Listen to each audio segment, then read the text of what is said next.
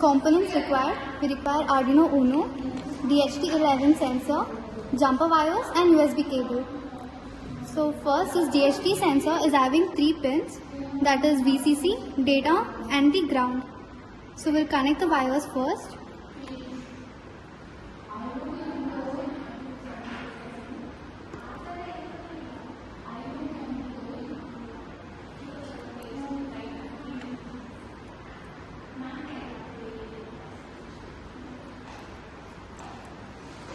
The ground pin of the DHT sensor is connected to the ground of the Arduino.